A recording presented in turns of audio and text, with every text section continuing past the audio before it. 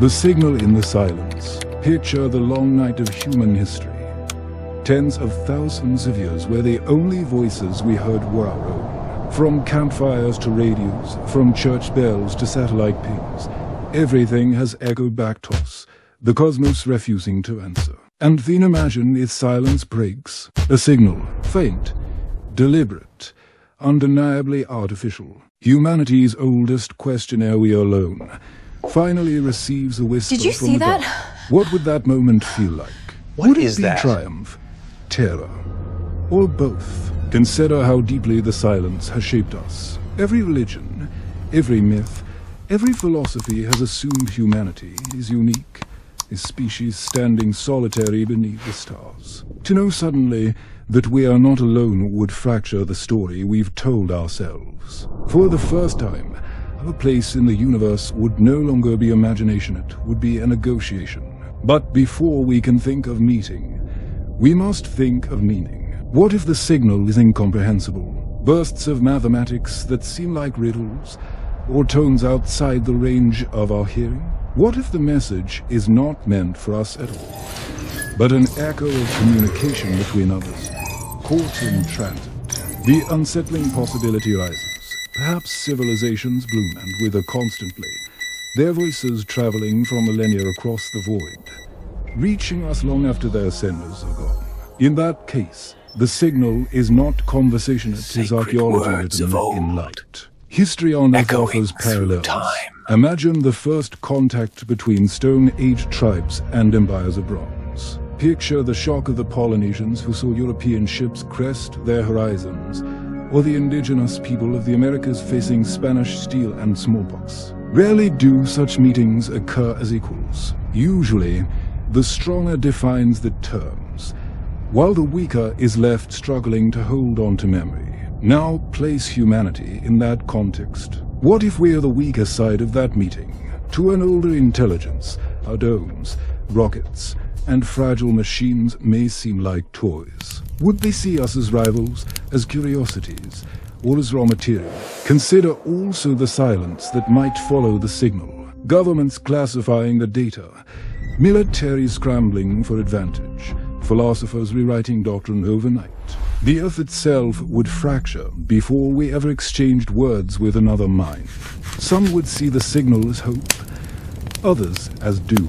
Would you, in that moment, feel pride at not being alone in fear that we had been noticed? And yet, silence may not be broken by hostility, but by indifference. Imagine civilizations so immense that our species, our colonies, even our planet itself, barely registers. We could be like ants watching aircraft streak across the sky, dimly aware of their power, but never understanding their purpose. To such beings, our presence might not matter at all. But would that indifference be mercy, or would it crush us without ever noticing? Here, the eerie possibility surfaces. Maybe we have already been heard. Perhaps the signal has been sent not by us, but by them. Perhaps they are listening, weighing, waiting. In that case, the clash of civilizations may not be some future crisis. It may already have begun. Silently, invisibly. The terms decided long before we took our first breath on another world. The signal in the silence, then, is not merely proof of company. It is a mirror. It forces us to ask, what do we look like to others? A promising species of builders, a dangerous swarm of aggressors, or a fleeting candle in the dark, destined to vanish before the cosmos ever truly answers. Perhaps the first clash will not come as warships in orbit, but as ideas in our mind show we choose to interpret that whisper from the void. For in that moment, humanity will confront a truth larger than any battle. To be known is to be vulnerable. And the first step toward meeting other intelligence is not to understand them, but to understand ourselves.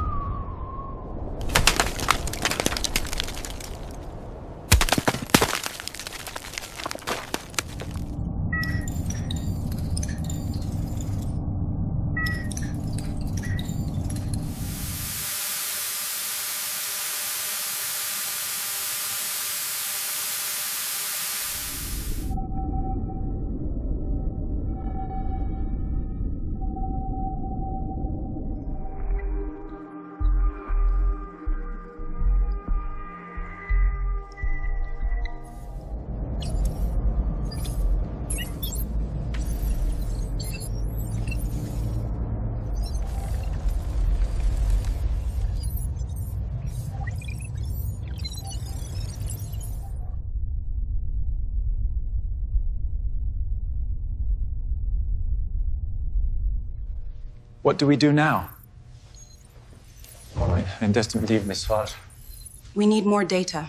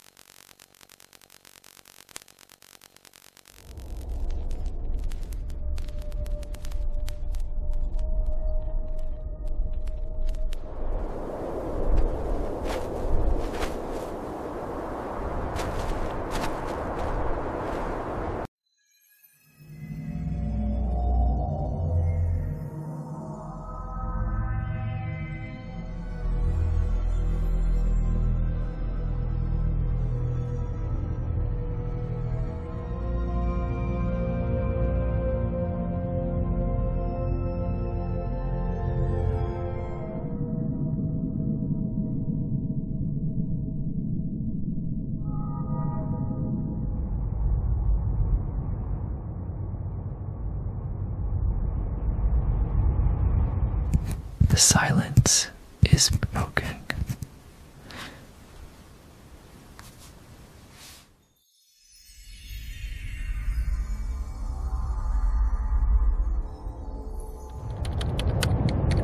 The Unequal Meeting.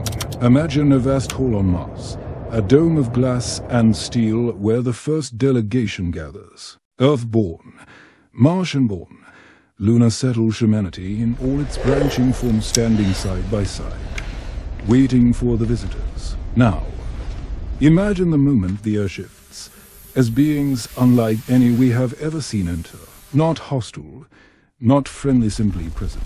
In that instant, all of human history collides with something beyond imagination. History whispers a warning. When civilizations on Earth collided, the results were rarely equal. The Romans absorbed their neighbors. The Mongols swept across continents. The arrival of Europeans in the Americas toppled empires in mere decades. The pattern is as old as time.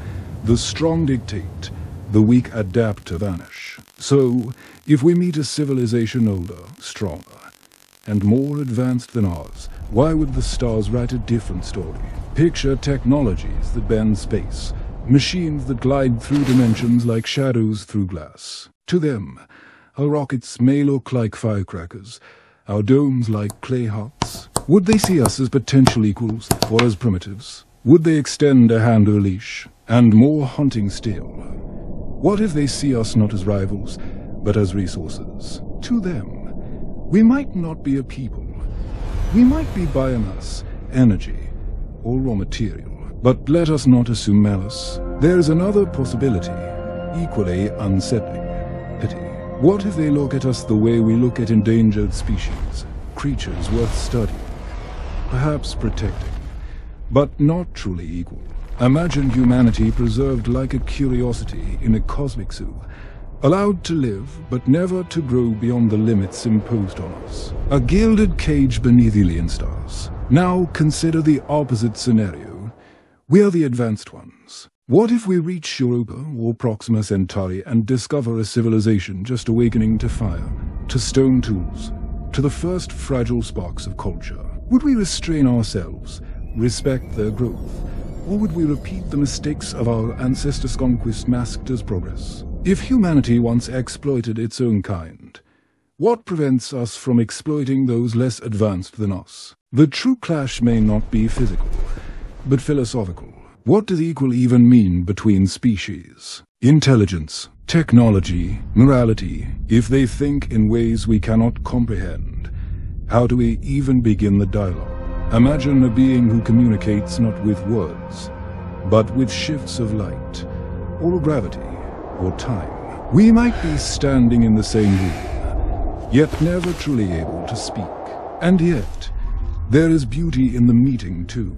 Imagine trading knowledge, our understanding of DNA for their mastery of energy, our myths of Earth for their chronicles of ancient stars. Imagine an exchange where both sides gain something the other could never have achieved alone. It could be a renaissance, a flowering of possibilities so vast it reshapes not only our species, but the galaxy itself. But the shadow lingers. Even the greatest meeting can fracture. Who speaks for Earth? For Mars? For Titan? Will the colonies demand their own voices? What if Earth claims authority while Martians reject it? Even before speaking to aliens, we may clash with ourselves. The whole on Mars could echo not with alien voices, but with human arguments, divisions sharper than any interstellar threat. The unequal meeting is therefore not just about them.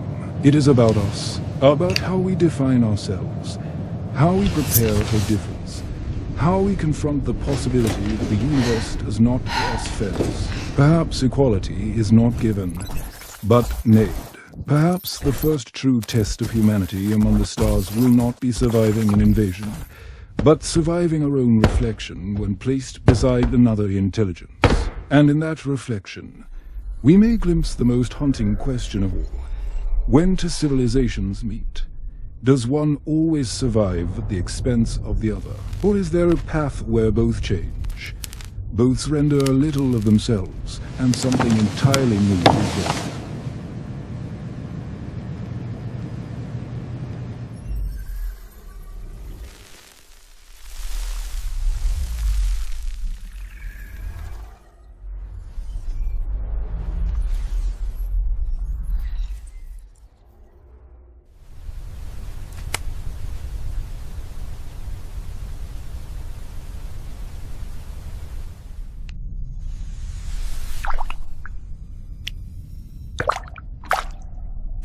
We have to make a decision quickly. I am aware of the risks. Be careful.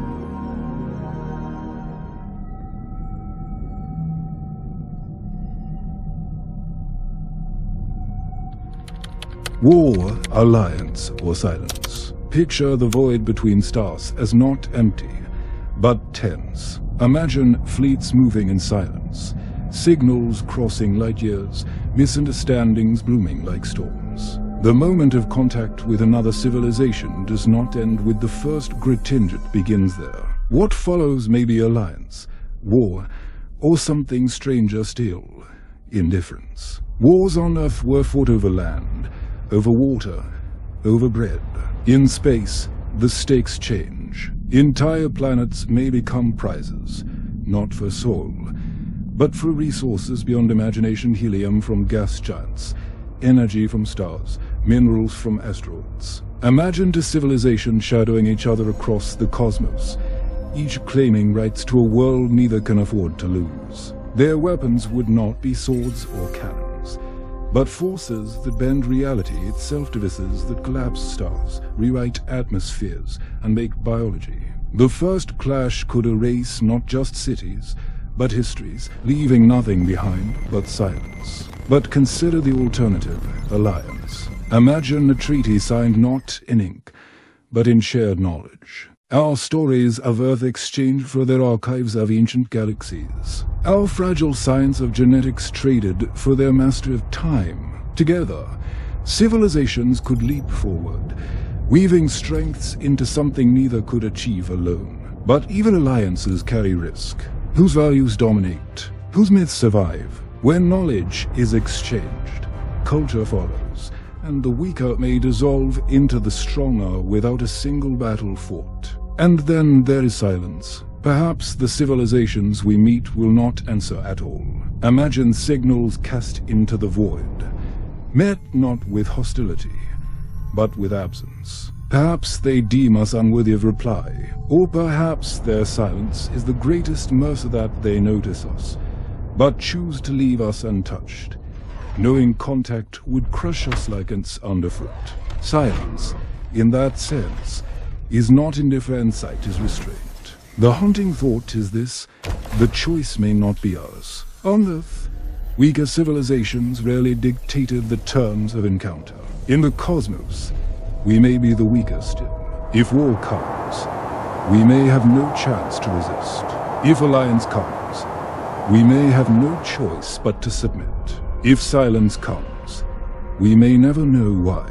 Our agency, our pride, may dissolve in the presence of something so far beyond us. Yet, even within that shadow, there is resilience. Humanity has always adapted, even under conquest, even under silence. If war comes, survivors may rebuild. If alliance comes, fragments of identity may persist. If silence comes, perhaps our myths will grow richer, imagining what it meant to be noticed, even briefly, by something vast.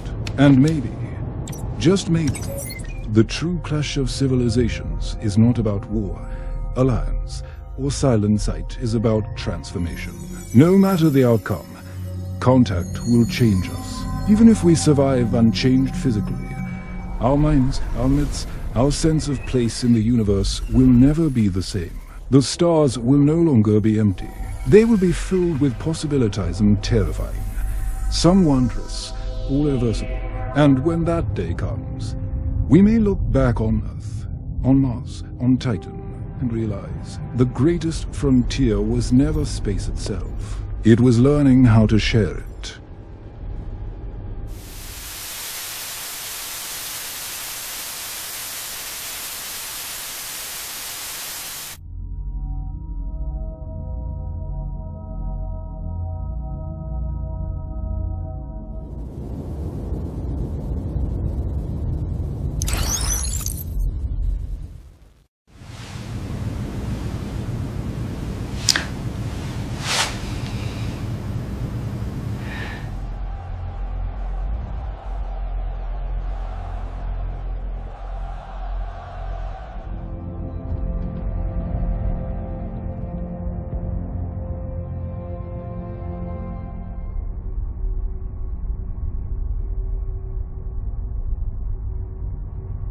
This is our claim.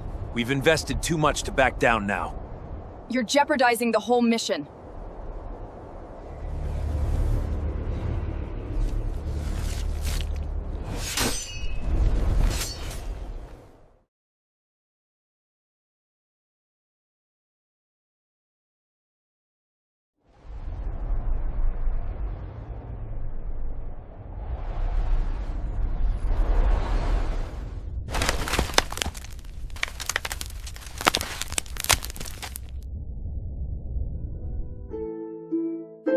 In the deep quiet, ancient tales come alive. And with that, the alien silence became our prophecy.